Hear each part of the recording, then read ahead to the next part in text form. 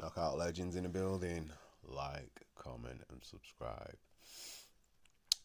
So today I want to talk about Daniel Dubois, and I will ask a question: did Daniel Dubois quit? So a lot of fans, especially British boxing fans in general, are saying the reason that he is complaining about the low blow is because basically that was the only opportunity he had to win the fight. He wasn't in the fight at all, and basically he would have lost anyway. So, in my honest opinion, the bookies, probably everyone, even myself, had it that Daniel had a slim chance to win.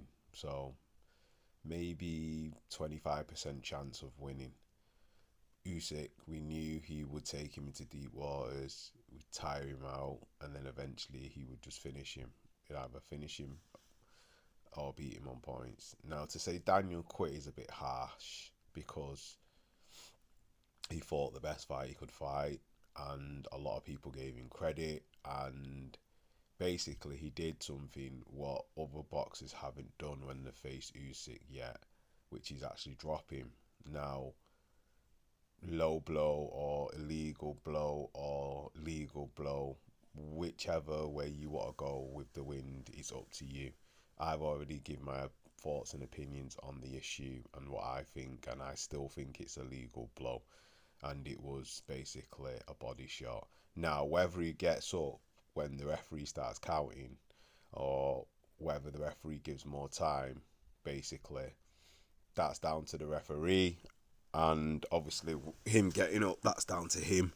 We're never gonna know because we're only speculating and it's hypothetical, so it doesn't really matter in this instance. What matters is, did Daniel quit in the fight? Now, I'm gonna say he didn't quit because, in my honest opinion, I think what happened is once he knocked Usyk down, he had the wind taken out of his sails, so the momentum had gone. So once Usyk milked it for as long as he could, which he did, and I don't blame him. It's boxing. You use whatever attributes or whatever advantage you can get to win the fight against all things. Because the referee always says it at the start of the fight: protect yourself at all times, and that is a form of protecting yourself. Whether it's dishonest or whether it's deceitful, it doesn't matter. The referee, in the letter of the rules, deemed it an illegal low blow, so he gave him time. Yeah, the referee might have been a little bit biased and gave him more time, more than he should have, and Usyk milked it. Yeah, fair enough, and Daniel should have jumped on him afterwards. He tried to, but obviously he couldn't get nowhere near him, and he was, I think every time he did try and go to the body, Usyk complained and kept pointing out to the referee, and then the referee kept stopping Daniel or warning him. So you have this issue where once something's been highlighted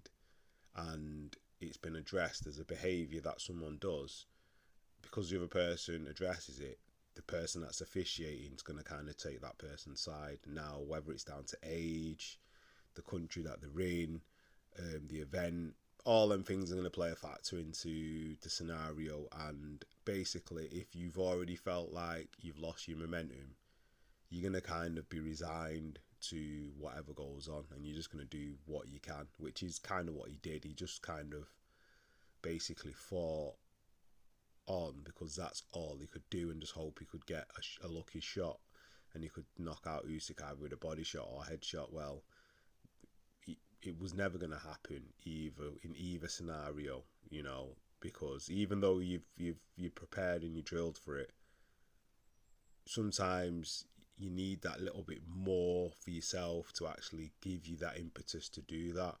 Now, if you're relying on the referee to actually officiate in the right way to win, and one aspect, then it's a bit naive. So I think the fact that he's got no experience in his youth, that kind of led him down the wrong path where, how can I put it, he should have just took the matters into his own hands. It's like certain fighters know if they go to another country to wrestle the belts off the champion, you've got to win by knockout. It's very rare you're going to win on points and beat the person in the home country.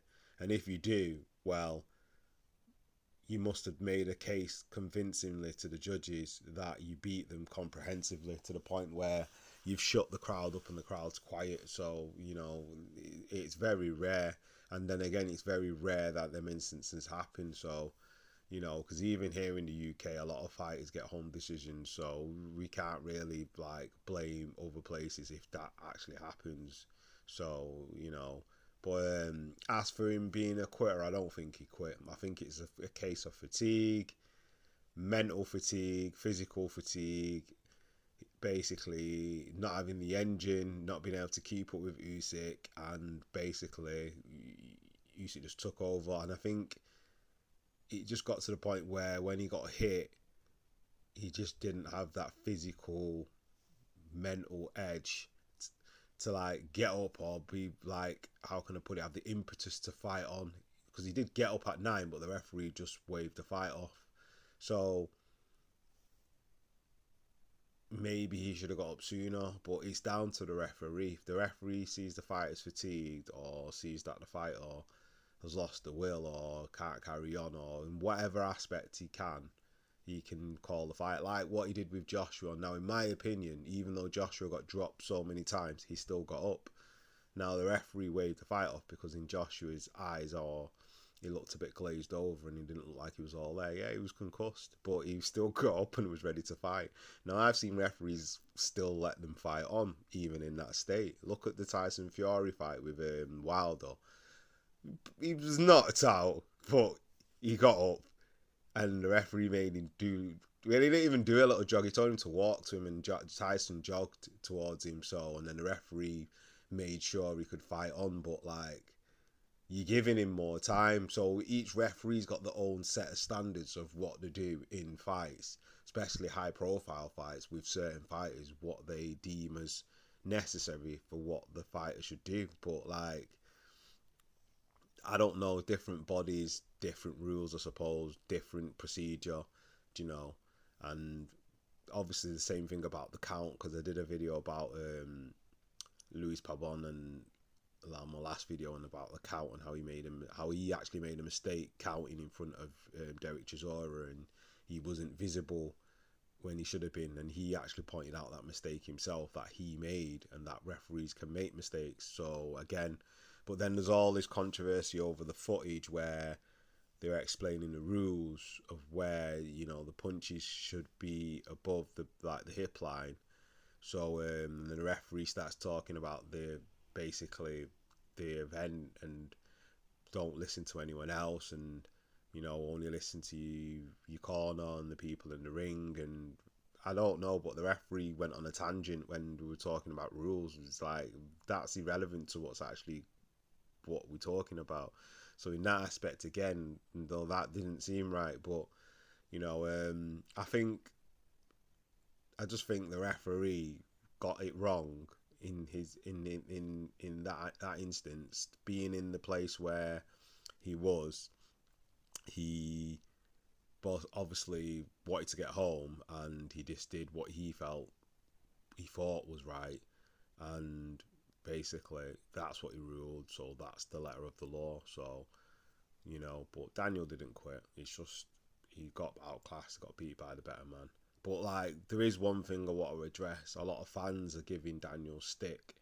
Now, a lot of people agree it was a legal shot, but the people that don't are giving him stick and saying he quit and he should have knocked him out, and Usyk would have got up, and, you know, off that shot he still would have got up, and he probably would have, like, ran round the ring or whatever. Now, Don Charles in an interview has stated that if that would have been counted as a count out and it was a legal blow and he got down, he said that shot was that sickening, that bad, that he wouldn't have got up.